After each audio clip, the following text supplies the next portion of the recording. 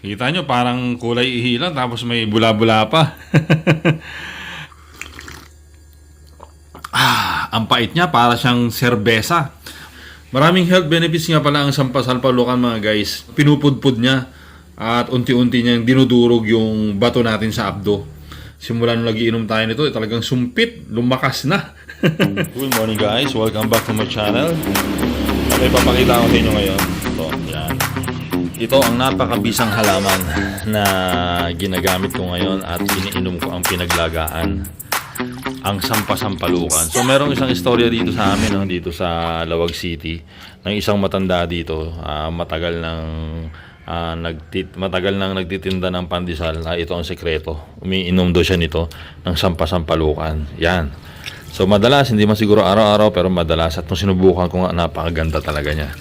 Ito ay nabanlawang ko na at isang araw kong ibinabad, napulot namin ni Mrs. nung nakaraan doon sa kabilang kanto. Nadaanan namin at binunot na namin. Ang gagawin ko ngayon dito, irorolyo ko matapos kong ibabad ng matagal. So ito pang banlaw na to. Rolyo na natin to mga guys. Yan, tapos na. Ito. Kung mapapansin nyo, no? Yan, nakita nyo yan. Yung mga bilog-bilog na yan. Yan yung parang bunga niya. Kaya siguro tinawag na sampasampalukan to. Sa ilalim ng mga dahon niya.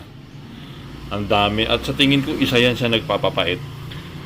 Okay, at pagkatapos nito, pag medyo dry na siya, at yung hindi naman talaga dry na dry, kumbaga enough na para hindi siya mag-moist, pwede na siyang ilagay doon sa papel na lagayan, na supot, yan, papel na supot. Para kapag may nalaglag, yung mga dahon na nalaglag, yan, yung mga butil-butil na makikita nyo, dadamputin nyo at ihalo nyo yun dito. Kasi kapag tuyo na to, nalalaglag yung mga dahon yan eh. Tsaka itong mga bilog-bilog. Kapag yung sanga lang ang inilagaan nyo, medyo iba yung pait niya. Pero pag sinamahan nyo ng mga dahon na nalaglag, ay talaga namang napakasarap, napakaganda ng lasa niya. Ang pait, talagang yung effective na sampasampalukan. Kaya sa tingin ko, ang nagpapalasa talaga yan dito, ang nagkakos ng pait niya ay yung dahon or yung itong maliliit na bilog. Okay? Ilagay na natin sa bilaran. At pwedeng direkta sa araw, pwedeng hindi direkta sa araw. Ang mahalaga, madry siya. Mga 2-3 days, tuyo na yan. Good evening guys. So ito na, after one day ng pagbilad natin ng sampasampalukan, ito na siya, medyo tuyo na siya. At mga siguro pag ganito kainit ang panahon, pwede siyang mga 2-3 days, pwede mo siyang ilagay doon sa papel na lagayan. Pero sa ngayon ay uumpisahan na nating ilaga. To pwede na to kasi kapag sariwa, mas masarap. Yan. So ganito lang ang ano natin. Yan no, kita nyo? Yan no, yan.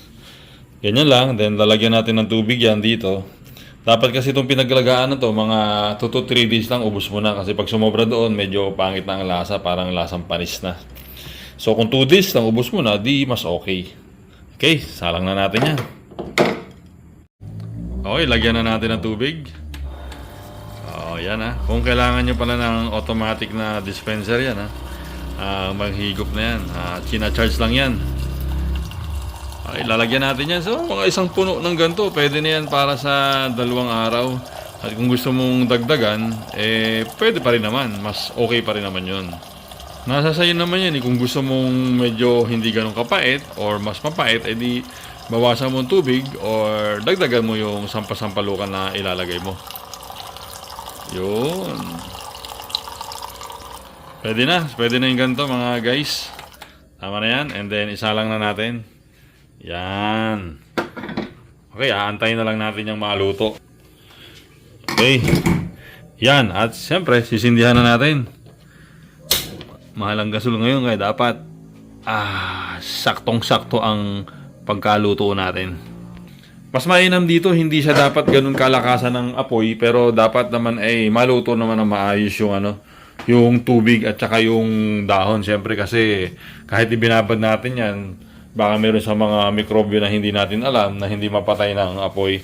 At sa Manila, ang ginagawa ko dyan ay nagpapainit talaga muna ako ng kumukulong tubig and then after nun, papatayin ko, saka ko siya ilalagay. Tapos haluan ko ng konting maligamgam at saka papakuluan ko na ng medium lang, mga number 2 to 3. Saktong-sakto. So ito mga 5 to 10 minutes, mas mahaba doon, mga 15 to 30 minutes kasi ang alam ko mas mapait, sabi ng mother ko. Pero 5 to 10 minutes, okay na yon. after 5 minutes, hindi pa siya kumukulo. So magbibilang tayo doon sa umpisang pagkulo niya, hindi kung kailan mo isinalang. Yan. So kaya talaga ideal na painitin mo muna bago mo ilagay yung dahon para ma-control mo yung apoy niya. Okay, ito na. Kumulo na. Kanina pa to. At pwede na yan. Yan. Nasa more than 5 minutes na yan ang kumukulo. At yan ay iinumin natin ngayon yung kalahati. Then pwede pa natin dagdagan yan para bukas. Ito, iinumin na natin. Ang isang ano lang dito, wala tayong pansala. Unlike sa Manila. Ayan mga guys, nilagyan natin ng konting malamig na tubig para hindi siya gano'ng kainit. At mainom na kagad natin kasi hindi naman to pang kape. O kaya pang tsaa na ginagawa natin. Talagang iniinom natin to as pang inom na parang tubig lang. Okay? At yung ginagawa ko nito sa Manila, kapag hindi ko naubos agad, nilalagay ko sa rep itong sobra. Pero dito naman sa probinsya, ay pwedeng dito lang at saka iinitin ko na lang ulit. Madadagdagan ko pa ng laman. Kukuha pa ulit ako dito mamaya. Yan! Okay, sarap nito, no? Kita nyo, parang kulay ihilan tapos may bula-bula pa. Okay, at yung mga dahon na yan ay pwede pa nating ano yun naman yan at inumin. Hindi naman yan nakakasama. Ito, tingnan nyo. Tikman natin ang dahon ng nilagang sampasampalukan. Ang pait niya, para siyang serbesa. Para siyang pale pilsen. Ang kulang na lang ay maging carbonated. Siguro pag naging carbonated to, ginawa natin ng paraan, napakasarap tapos malamig. Mapait din to kahit malamig ha. Pag nilalagay natin sa rep at kinabukasan natin iinumin.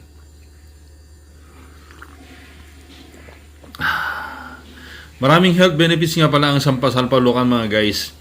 Ang isang nagustuhan ko dito, kasi before yung gallbladder stone ko ay madalas na sumakit. Pero nung umpisang nagiinom ako nito, hindi na siya sumasakit. Pero hopefully, hindi naman talaga sana parang asymptomatic lang, no? Yung wala kang nararamdaman, pero sana ay talagang pinupudpud niya at unti-unti niyang dinudurog yung bato natin sa abdo. At sana yun ang unang pinaka nagustuhan ko na wala na yung pananakit. Na do pag sinusumpong paminsan-minsan pag may nakakain akong hindi maganda, kapag nagiging pasaway tayo sa mga bawal, talagang sasakit ang natin, gallbladder. Pero kung sinusunod naman natin, ay maiiwasan, lalo na pag uminom natin tayo nito araw-araw. So, mag-iisang taon na rin akong nagiinom nito simula nung August 2025. So, ngayon ay May. So, 3 buwan na lang. 3 years, 1 year na. Sarap talaga. Kung alam mo siyang gamot at nakakatulong sa katawan mo, hindi siya magiging mapait. Yung apple cider kasi ay tinigil ko kasi doon naman ako ay na-acid. Kaya dito naman ako nahiyang. Si mother ko ay tinigil to kasi ang pait-pait daw. Kaya apple cider naman ang hiyang sa kanya. Sarap. Okay, yun lang mga guys. Maraming salamat. At sana'y nagustuhan nyo ang ating kwento, istorya. At sa mga susunod na mga video natin ay babalitaan ko kayo kung anong update sa gallstone natin. Kung nagkaroon ba talaga ng improvement. Kung hindi man, pero para sa akin yung nawala lang yung pananakit ay malaking bagay na yon. At hindi na tayo nangangamba na kung ano-ano pa man ang iniisip natin. Yan. Okay? Sarap. Pampatulog na to. Masarap ang tulog natin. Masarap, maganda ang pag-ihi natin kapag bumangon man tayo at hindi na yung parang may napipigilan sa loob na medyo nabibitin. Ito naman talaga ay simula nung nagiinom tayo nito, talagang sumpit, lumakas na. Lumakas na ang ating pag-ihi. So sa mga nagkakaedad kasi ay gano'n na nagiging problema, humihina. Pero simula nung nagiinom ako nito, lumakas na. Basta maganda ang naging kalabasan para sa akin. Alam naman natin, no? Ang mga lasang mapait, katulad ng ampalaya, at ano pa ba ang mapait, ay maganda talaga sa katawan at saka yung mga abdo, di ba? Yung katulad ng mga mahilig ng mga Chinese na pagkain ng mga abdo ng ahas, ganyan. Kaya pala meron talaga siyang benefits.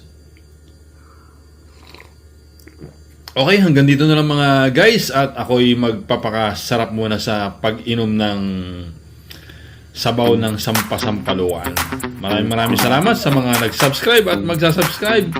Paki-like and share na rin. Till next time.